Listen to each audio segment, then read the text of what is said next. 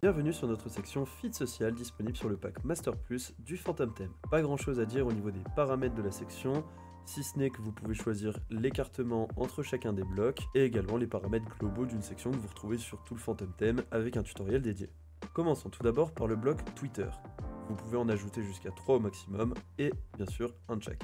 Ici, vous allez choisir l'URL du contenu à afficher. Vous pouvez choisir d'afficher soit un profil, soit un tweet ou une liste provenant d'un profil. Par exemple ici, j'affiche un tweet spécifique sur le compte de Will Smith. Mais si je le souhaite, je peux afficher l'entièreté de son profil jusqu'à un nombre de tweets affichés défini ici. En option, vous pouvez également choisir le style de l'application, le texte du titre juste ici, sa couleur et son SEO. Pour Pinterest, plus ou moins similaire, au niveau de l'URL, vous aurez le choix d'afficher soit un profil, un tableau ou une pin. Là en l'occurrence, c'est un tableau qui est affiché, mais par exemple, je peux définir d'afficher une seule pin précisément. Ensuite, vous avez à disposition plusieurs paramètres que l'application de Pinterest nous permet. Vous pouvez choisir un dimensionnement de l'application carré, en barre latérale, en bannière ou personnalisé si vous le souhaitez. De même pour les pins, plusieurs personnalisations sont disponibles. Et enfin, comme pour Twitter, vous pouvez choisir le titre, sa couleur, son SEO et une animation du bloc. Enfin, pour le bloc Instagram, vous pouvez obtenir un résultat comme celui-ci, mais c'est un peu plus spécifique. En effet, Instagram ne permet pas de récupérer, comme bon vous semble, les informations relatives aux différents posts d'un compte. Pour cela, vous devez passer par le Facebook Business Manager et obtenir ce qu'on appelle une clé API. Tutoriel que je détaille juste après pour pouvoir la générer. Une fois votre clé API générée, vous pouvez la notifier ici, notifier ensuite l'URL de votre compte Instagram pour que celui-ci soit cliquable au niveau du titre. Vous pouvez définir le nombre de posts maximum, une mise en page du feed en diaporama ou en grille, c'est vous qui choisissez. Également une mise en page des posts soit carré, soit classique, type Instagram, comme ceci. Encore un thème d'application soit clair, soit sombre. Également la possibilité d'afficher le texte des posts. Vous pouvez ensuite choisir le nombre de colonnes et le nombre de lignes dissociés bureau et mobile. Puis les paramètres du diaporama, paramètres détaillés dans un tutoriel à part entière qui apparaîtra juste en haut à droite. Enfin, tout comme pour les autres blocs, vous avez à disposition la modification du titre avec le texte, la couleur et le HN. En ce qui concerne l'application Instagram sur le Phantom Theme, nous ne pouvons malheureusement pas afficher d'autres informations relatives aux posts comme les j'aime, les commentaires ou encore interagir avec les posts. Pour pouvoir créer votre clé API token pour votre compte Instagram, vous pouvez vous rendre sur Google et noter Business Manager Facebook.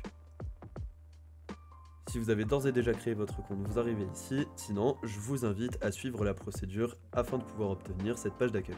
Une fois sur votre page d'accueil, rendez-vous dans Paramètres, puis Paramètres de l'entreprise. Ici, descendez dans Applications. Comme vous pouvez le voir, j'en ai d'ores et déjà créé, mais je vais vous montrer comment le faire. Vous pouvez ici cliquer sur Ajouter, puis un nouvel ID d'app. Choisissez ensuite Consommateur, cliquez sur Suivant, donnez un nom, par exemple, Application, Feed, Instagram. Notez l'email de contact de votre application, le compte business s'y associant, puis créez l'application. Une fois votre application validée, rendez-vous dans Paramètres, puis Général. Tout en bas, cliquez sur Ajouter une plateforme, Website, Suivant, et définissez l'URL de votre site. Ici, je vais donc notifier l'URL sur laquelle je suis en train de faire ce tutoriel. Vous pouvez ensuite enregistrer.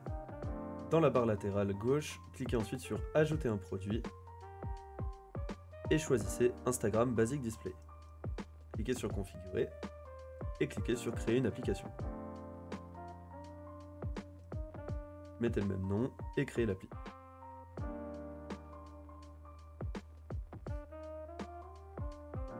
En descendant ici, mettez simplement l'URL de votre boutique dans les 3 champs qui suivent, puis enregistrez.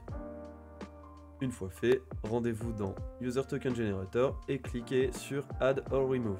Dans Tester Instagram, cliquez sur Ajouter un testeur, puis rentrez le nom de votre compte Instagram. Une fois l'invitation envoyée, rendez-vous sur votre compte Instagram, de préférence sur ordinateur, et soyez bien sûr connecté au même compte Instagram que vous venez de notifier. Allez ensuite dans le plus en bas à gauche, Paramètres, Applications et site web, Invitation à tester, et comme vous le voyez, l'application qu'on vient de créer nous demande d'accepter et on accepte. On retourne alors sur notre page, on actualise celle-ci et comme vous pouvez voir ici, on a bien l'acceptation de l'invitation qui a été mise. On revient alors dans Instagram Basic Display, puis Basic Display, et en descendant, on a alors Generate Token. On va devoir se connecter ici même à notre compte Instagram, et enfin I Understand. Copiez ce token, cliquez sur Done, et vous pouvez retourner désormais sur votre boutique pour le coller dans le champ que je vous ai montré précédemment. Et maintenant, ici dans ce champ, si je fais CTRL A, CTRL V, je récupère bel et bien les informations de mon compte Instagram comme avant. C'est tout pour ce tutoriel, j'espère qu'il vous aura été utile, et si vous avez des questions ou des remarques, n'hésitez pas à les poser en commentaire, je me ferai un plaisir d'y répondre.